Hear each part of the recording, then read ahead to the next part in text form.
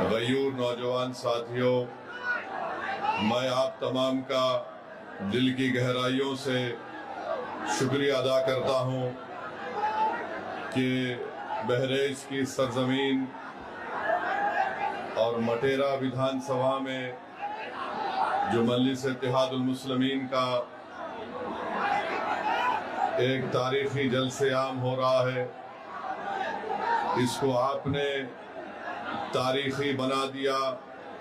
हजारों की तादाद में यहाँ पर शिरकत करके मैं आप तमाम का शुक्रिया अदा करता हूँ कि आपने अपना कीमती वक्त निकाल कर तकालीफ को बर्दाश्त किया और आज आप यहाँ पर जमा हुए हैं। आप तमाम का मैं अपनी जानिब से और मजलिस इत्तेहादुल मुस्लिमीन की जानिब से शुक्रिया अदा करता हूँ।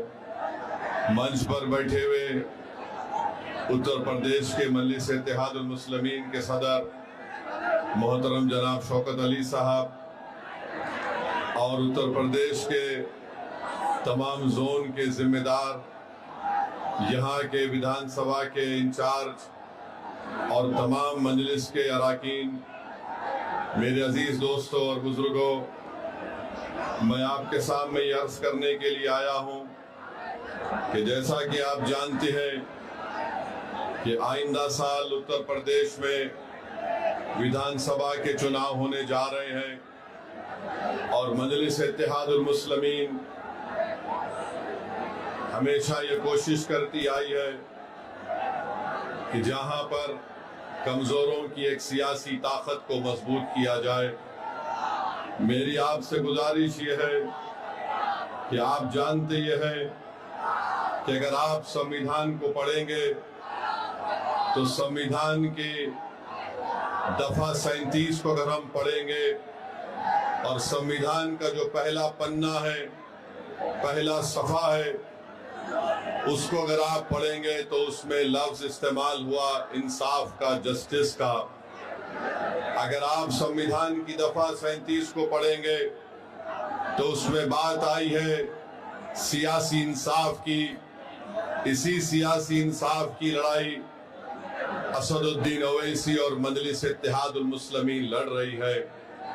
अगर आप चाहते ये है कि जमीनी सतह से उत्तर प्रदेश में आपकी एक लीडरशिप बने, तो मेरी आप तमाम से गुजारिश है कि आने वाले विधानसभा में हम तमाम को मुत्तहिद होकर अपनी एक सियासी लीडरशिप को बनाना पड़ेगा।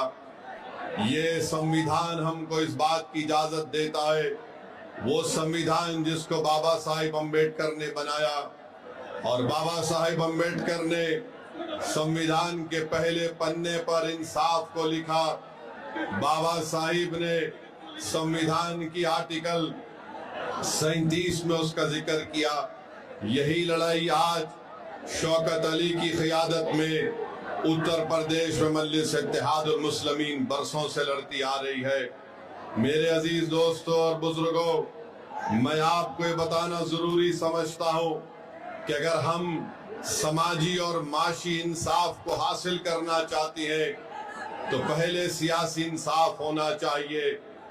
आज आप जानते हैं कि जब तक हम अपने नुमाइंदों को कामयाब नहीं करेंगे जो उत्तर प्रदेश की विधानसभा में जाकर आपकी बेबाक आवाज बने, आपके मसाइल की तर्जुमानी कर सके, आपके लिए हक की लड़ाई लड़ सके। याद रखिए, कोई उठकर ये कह सकता है कि ओवैसी क्या तुम नहीं देखते कि उत्तर प्रदेश के विधानसभा में बड़ी बड़ी पार्टियों के मुसलमान और दलित विधायक जीत कर जाती हैं।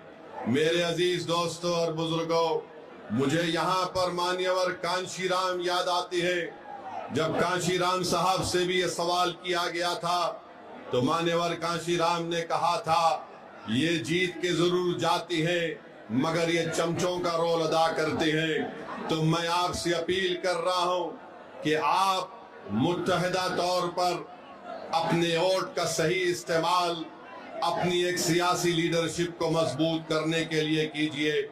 यकीनन इंशाअल्लाह ताला हमारी भी कोशिश होगी कि दोबारा यहां पर बीजेपी की सरकार उत्तर प्रदेश में ना बने। मगर याद रखिए, इस बात को याद रखिए कि ये जिम्मेदारी सिर्फ मुस्लिम अक़लियत के कंधों पर रखी नहीं जा सकती है। अगर कोई बीजेपी को रोकना चाहता है, अगर कोई दोबारा बीजेपी को सत्ता में आने को रोकने की ये कोशिश करता है, तो मैं यहां पर खड़े होकर कह रहा हूं कि मजलिस इत्तेहादुल मुस्लिमीन उनका साथ देने के लिए तैयार है। अगर इज्जत के साथ बातचीत होगी, हिस्सेदारी की बातचीत होगी, तो मजलिस और ओवैसी तैयार है।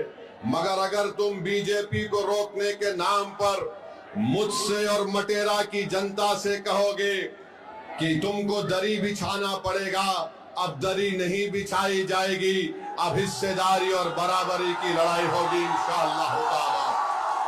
तो मेरे अजीज दोस्तों और बुजुर्गों, आप जानते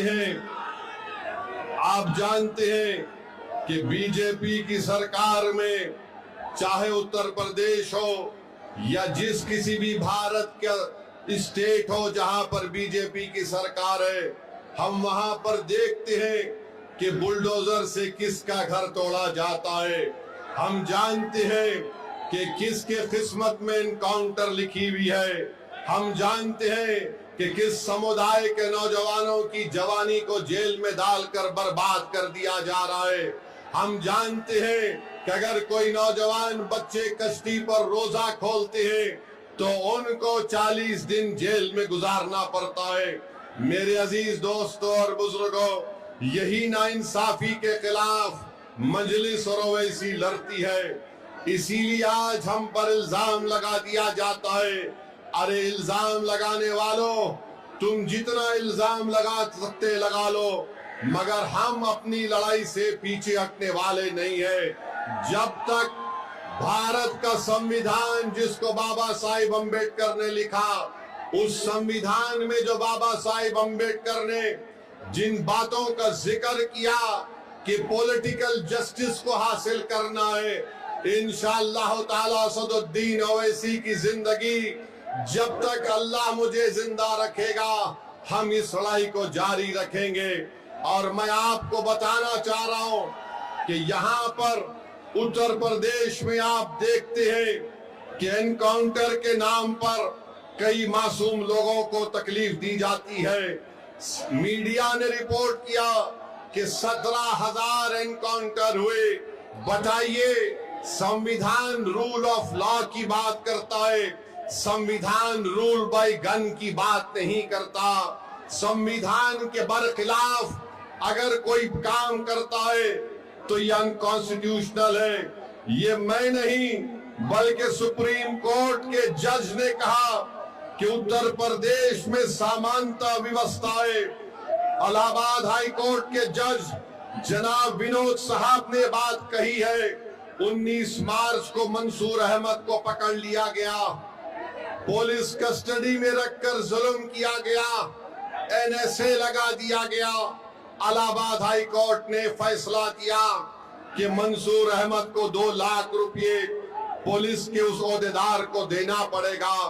उत्तर प्रदेश के मुख्यमंत्री को मैं थोड़ा बताना चाह रहा हूं कि वो बार बार हर चीज में कहते हैं कि माता है। उत्तर प्रदेश के मुख्यमंत्री, मैं आपको बताना चाह रहा हूं, शायद आप पढ़ना लिखना नहीं जानते हैं। संविधान की दफा 48 को उठाकर पढ़ लीजिए मुख्यमंत्री। वो क्या कहती है संविधान की दफा 48? राष्ट्रीय कामधेनु आयोग, राष्ट्रीय गोकुल मिशन क्या है? अगर ये सब है तो फिर अगर आप जो बात कह रहे हैं तो क्या बीजेपी के लोग जो सत्ता में वो इंसान नहीं है, क्या बायोलॉजिकल है? मेरे अजीज दोस्तों और बुजुर्गों, जो मुस्लिम अक़लियत को निशाना बनाते हैं, मैं उनसे पूछना चाह रहा हूं, क्या उत्तर प्रदेश पूरे भारत का सबसे बड़ा बीफ का एक्सपोर्टर नहीं बन गया? 40 से 60% बीफ का एक्सपोर्ट उत्तर प्रदेश से होता है।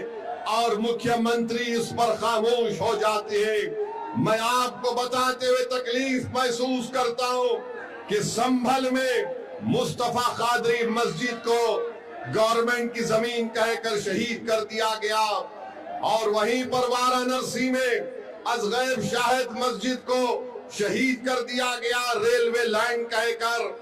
और उत्तर प्रदेश में संभल की मस्जिद को जब तोड़ दिया गया तो मस्जिद से पुलिस ने बताया कि वहां से पोस्टर निकले जिस पर लिखा हुआ था आई लव मोहम्मद।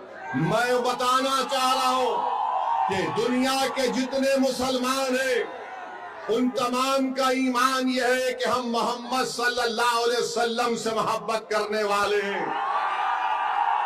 हमारा ईमान ही मुकम्मल नहीं होता जब तक हम मोहम्मद सल्लल्लाहु अलैहि वसल्लम से मोहब्बत नहीं करते हैं। अगर कोई उत्तर प्रदेश की सरकार ये समझ रही है कि पोस्टर दिखाकर आई लव मोहम्मद के दिखाकर आप उत्तर प्रदेश या भारत के मुसलमानों से मोहम्मद सल्लल्लाहु अलैहि वसल्लम की मोहब्बत को कम कर सकते, हम मर जाएंगे मगर हमारे मरते वक्त भी हमारी जबान पर होगा अशहदु अल्ला इलाहा इल्लल्लाह व अशहदु अन्ना मुहम्मद रसूलुल्लाह। अरे पोस्टर दिखाने से मोहब्बत कम नहीं होगी। तुमने हम पर एक बहुत बड़ा एहसान कर दिया। जिन पुलिस के ओहदेदारों ने मोहम्मद आई लव मोहम्मद का पोस्टर दिखा दिया, हम पुकार कर कहेंगे कि अल्लाह तू गवाह और शाहिद रहना कि हमारे तेरे घर से हमने तेरे हबीब मोहम्मद सल्लल्लाहु अलैहि वसल्लम के मोहब्बत का जिक्र किया। अरे क्या करना चाहते हो तुम लोग? भारत के संविधान में आर्टिकल 25 है, फ्रीडम ऑफ रिलीजन है, मुझे अपने मजहब पर चलने की आजादी है। और शेख मुजद्दिद अल फैतानी रहमतुल्लाह अलैह ने कहा था कि मैं मुसलमान इसलिए हूँ क्योंकि मोहम्मद रसूलुल्लाह सल्लल्लाहु अलैहि वसल्लम ने मुझे इस्लाम सिखाया। तो ये जुल्म हो रहा है मेरे अजीज दोस्तों और बुजुर्गों, मेरे अजीज दोस्तों और बुजुर्गों। फिर आप जानते हैं कि आए दिन कहीं ना कहीं वाकयात होते हैं। मैंने 2 दिन पहले उत्तर प्रदेश के मुख्यमंत्री का एक वीडियो देखा जिसमें उत्तर प्रदेश के मुख्यमंत्री ने कहा कि बेटी सबकी होती है, चाहे किसी समाजवादी पार्टी के नेता की क्यों ना हो। हम उत्तर प्रदेश के मुख्यमंत्री से कहना चाह रहे, अगर समाजवादी पार्टी के नेता की बेटी को आप बेटी समझते हैं तो मुजफ्फरनगर कांड में ऐसे कई मुस्लिम महिलाओं की रेप हुआ था, अस्मत रेजी हुई थी, बलात्कार हुआ था। क्या उत्तर प्रदेश के मुख्यमंत्री उन 6 मुस्लिम महिलाओं को जिनको अभी तक इंसाफ नहीं मिला, क्या उनको अपनी बेटी समझकर वो उनको इंसाफ दिलाएंगे? इसका जवाब उत्तर प्रदेश के मुख्यमंत्री को देना पड़ेगा। और फिर मैनपुरी में मई की 20 तारीख को वारिस अली को कत्ल कर दिया गया। वारिस अली की बेटी स्वाहिदा उत्तर प्रदेश के मुख्यमंत्री से कह रही है कि मुझसे इंसाफ करो। देखना यह है कि क्या उत्तर प्रदेश के मुख्यमंत्री इंसाफ करेंगे या नहीं करेंगे। मेरे अजीज दोस्तों और बुजुर्गों, मुझ पर इल्जाम लगा दिया जाता है। आज हम आपकी इस मुबारक सरजमीन को आ रहे थे, ये बहादुरों की सरजमीन है बहरेच और मटेरा। तो ये समाजवादी पार्टी के लोग ये कहना शुरू कर दिए कि असदुद्दीन ओवैसी आएगा तो भाजपा को फायदा होगा। बताओ अखिलेश यादव, बिहार में तुमने अपने 5 सांसद को भिजाया था कि ओवैसी ना जीत पाए। तुम्हारे 5 सांसद सीमांचल किशनगंज में आकर 15 दिन बैठ गए, रोज मीडिया से बात करते, रोज गांव-गांव जाकर जनता को बताते, मगर नतीजा क्या निकला? जिन 4 विधायक को अखिलेश यादव के भाई तेजस्वी यादव ने मंदलिस से तोड़ लिया था। सीमांचल की जनता को लाखों सलाम, उन्होंने अखिलेश यादव की इस नापाक मंसूबे को नाकाम कर दिया और मंदलिस के 5 विधायक को दोबारा कामयाब कर दिया। हम यहां पर आ रहे और फिर शुरू हो गए बी टीम है। अरे सुन लो समाजवादी पार्टी के तमाम जिम्मेदारों, बताओ बंगाल को तुम गए थे अखिलेश दीदी की मदद करने के लिए और वहां पर लाइन लगाकर बीजेपी में शामिल हो रहे, तो क्या मैं आयतल कुर्सी पर कर उन पर फूका था कि तुम जाओ बीजेपी में? बेशर्मी की हद कर दिए। अरे कल तक जो कहते थे कि दिल में मदीना आंख में काबा और बाबा बंगाल जाकर बोले कि बंगाल को काबा की जमीन नहीं बनने देंगे, अब बाबा के साथ बैठकर जिसने कहा था कि दिल में मदीना आंख में काबा, दोनों बैठकर चाय पी रहे हैं, दोनों बैठकर चाय पी रहे और गाली किसको दे रहे हो ओवैसी को? अरे मैं जानता था ये तमाम के तमाम कठपुतलियां हैं बीजेपी आरएसएस के। एक हवा के झोंके में तमाम के तमाम ने सर झुका दिया और बीजेपी में चले गए। अरे तुमने हमारे विधायक को तोड़ा, बिहार में हम दोबारा जीत कर आए। मैं उत्तर प्रदेश की जनता से अपील कर रहा हूं, बहरेच और मटेरा की जनता से अपील कर रहा हूं, आप मंजलिस का साथ दीजिए। हम मर जाना पसंद करेंगे मगर अपने ईमान और आपकी मोहब्बत का सौदा नहीं करेंगे फिरका परस्त आरएसएस की ताकतों के सामने। इल्जाम हम पर लगाया जाता है मगर कारनामे कोई और करता है। बताओ अखिलेश यादव जो ममता बनर्जी के 20 एमपी चले गए, क्यों गए वो? उनको कोई कुछ नहीं बोलता और असदुद्दीन ओवैसी आपके हक के लिए, आपकी सियासी लीडरशिप के लिए आ रहा है, तो इन सबको डर लगता है। डरना पड़ेगा तुमको, आप डरना पड़ेगा क्योंकि ये नौजवान अब जाग चुका है। इन नौजवानों ने ठान ली है कि इंशाअल्लाह ताला अब के बार उत्तर प्रदेश में इनके इत्तेहाद का एक इनकलाब बर्पा होगा। इनके इत्तेहाद से इनकी लीडरशिप पैदा होगी, इनकी मेहनत से इंशाअल्लाह ताला आपके नुमाइंदे उत्तर प्रदेश के विधानसभा में जाएंगे। और समाजवादी पार्टी के ये जो लोग हैं पिछले 20-25 साल से यहाँ पर यासिर शाह और उनकी फैमिली को आपने बड़ी वफादारी के साथ वोट दिया है। बताइए उन्होंने बहरेच और मटेरे में क्या काम किया? कुछ काम नहीं किया। आपने वफादारी से वोट दिया मगर इन्होंने कहीं पर भी एक अस्पताल नहीं बनाया। क्या मटेरा की विधानसभा में हमारी बेटियों का कॉलेज है? क्या मटेरा में अस्पताल है? क्या मटेरा विधानसभा में जो इलाके बुलबुल नवाज, मंगलपुर, गगड़ा, नरसिंगा डब्बा, यहाँ पर कोई रोड है या एम्बुलेंस चल सकती है? क्या इन सब चीजों को आप देख रहे हैं? और जब से शौकत अली मटेरा के रोड पर चलना शुरू किया, गरीब के गम को अपना गम समझा, उन झोपड़ियों में जाकर आपकी तकालीफ को देखकर आपको हिम्मत और दिलासा दिलाना शुरू किया, तो यासिर शाह के खानदान को लगा कि अब हमारा दी एंड होने वाला है, इसीलिए रोड पर निकल कर आ गए।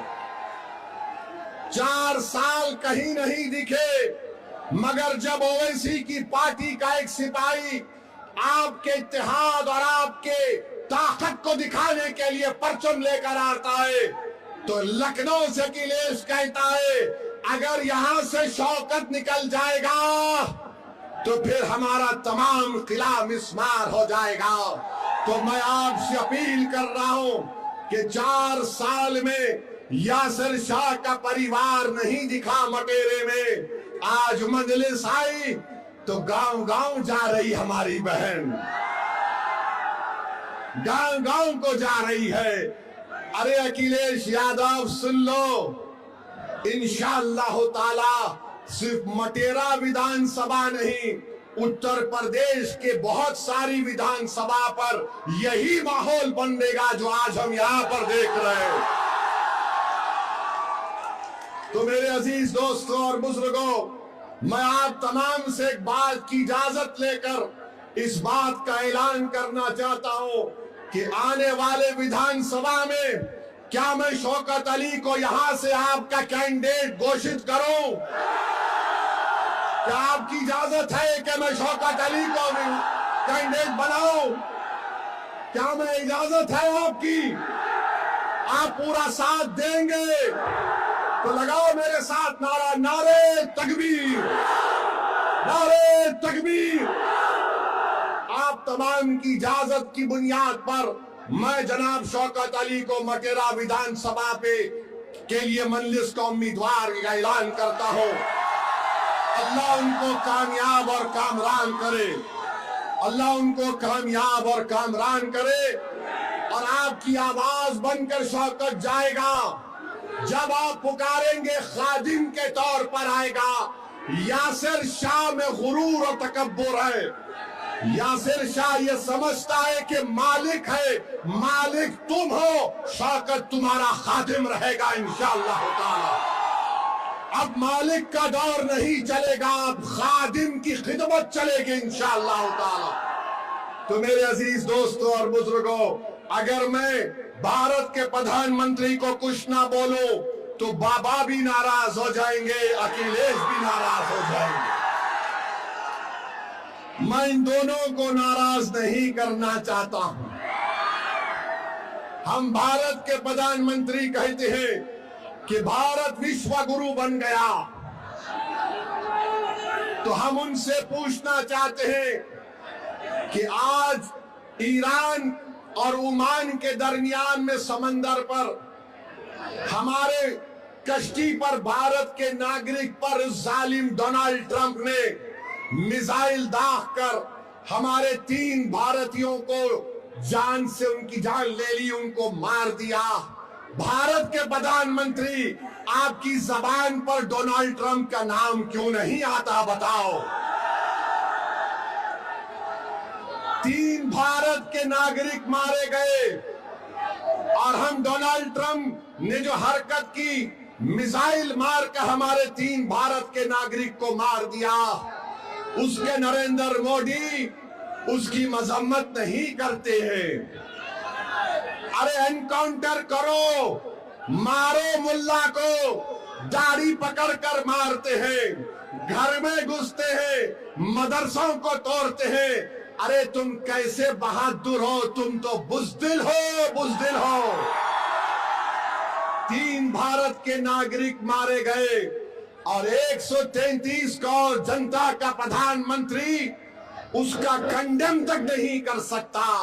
और अफसोस की बात यह है कि एक हमारे सीफेरर की लाश, एक हमारे सीफेरर की लाश 2 दिन से वहां पर रखी हुई है। उस कश्ती का कैप्टन वीडियो बनाकर हम तमाम से अपील कर रहा है कि बताओ इस देश के प्रधानमंत्री को इसकी लाश कम से कम उसके घर को पहुंचा दो, इसके घर को पहुंचा दो। बताओ मेरे अजीज दोस्तों और बुजुर्गों, सिर्फ ताकत आजमाते हैं मजलूमों पर, कमजोरों पर, मगर ट्रंप क्या तुम्हारे पप्पा है? एक जालिम है वो।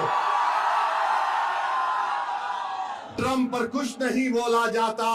ऐसा लगता है कि मोदी जी से जब बोलेंगे अरे ट्रंप को बोलो, ट्रंप ही और नेतन्याहू ने मिलकर इस जंग का आगाज किया है। मेरे अजीज दोस्तों और बुजुर्गों, बहरहाल आप देख रहे हैं कि नरेंद्र मोदी के प्रधानमंत्री को बनकर 12 साल हो चुके हैं।